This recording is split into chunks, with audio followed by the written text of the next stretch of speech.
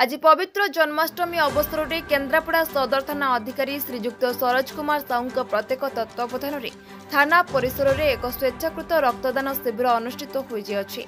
केन्द्रापड़ा जिला मुख्य चिकित्सालय रक्त भंडार कर्मचारी lab technician Rajesh Kumar Mishra, nursing officer सात्व Sumitra, समीरंजन सेठी प्रमुख उपस्थित रही हाराहारी 70 यूनिट रक्त संग्रह करथिले। एतिसह थाना परिसर में थिबा जगन्नाथ मंदिर प्रांगण में रक्तदाता मानकु सर्टिफिकेट सह संबर्धित कराजिबा सह भजन समारोह अनुष्ठित होइतिला। एएसआई मामी देई और रश्मिता राउतंक समेत हाबिलदार अर्जुन चरण मल्लिक, ममता मल्लिक, सुचित्रा जना, चिन्मय नायक, राजश्री लेंका, सागर प्रधान और रघुनाथ लेंका समेत समस्त थाना कर्मचारी और बहु स्थानीय स्वेच्छासेवी मानक मिलित सहयोग रे कार्यक्रम संपन्न होइतिला बोली थाना पक्षरु सूचना दिया जायछि। पवित्र जन्माष्टमी अवसर में जो रक्तदान शिविर थाना परिसर अनुष्ठित आज हूँ पवित्र जन्माष्टमी यही अवसर में आम गोटे स्वेच्छाकृत रक्तदान शिविर आज अनुष्ठित करुँच अंचलवासी सक्रिय सहयोग में।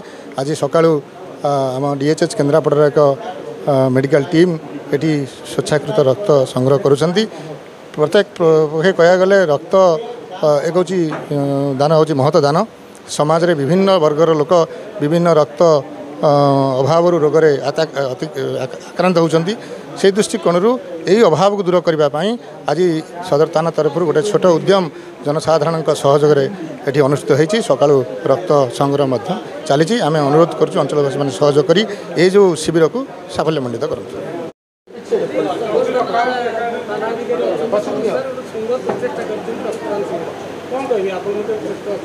मो अक्षय कुमार पाणी केन्द्रापड़ा आमर केन्द्रापड़ा सदर थाना परिसर में आज पवित्र जन्माष्टमी अवसर में स्वेच्छाकृत रक्तदान शिविर आयोजन कर आज सदर थाना निकटस्थ जगन्नाथ मंदिर प्रतिष्ठा उत्सव यहीपर एक शुभ अवसर में रक्तदान शिविर निश्चित भाव साधुवाद देवा आम थानाधिकारी महोदय को सरोज साहू महोदय को कारण आम जाचे जे आईन श्रृंखला रक्षा होची पुलिस काम।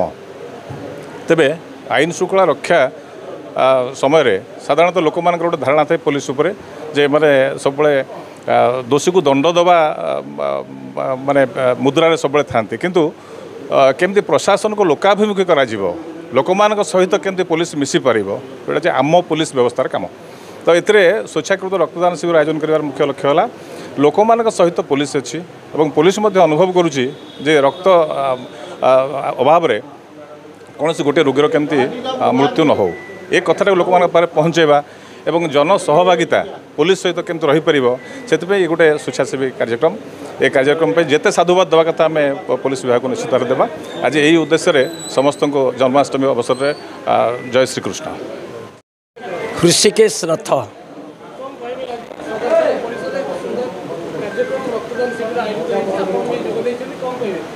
सदर थाना तरफ ये जो रक्तदान शिविर आरंभ होती एक महत् कार्य। आज समाज रे रक्तर आवश्यकता रही एवं रक्तर अभाव अनेक रोगी असहाय अवस्था मृत्युवरण करुँच। एभली परिस्थिति रे एपरी एक रक्तदान शिविर ये अनुष्ठित होती। रक्तदान महापुण्य संसार जेते पुण्यकर्म अच्छी सबुठारु पुण्यकर्म होची जे रक्तदान करी विपन्न रे पड़िथिबा व्यक्ति को उद्धार करिबा।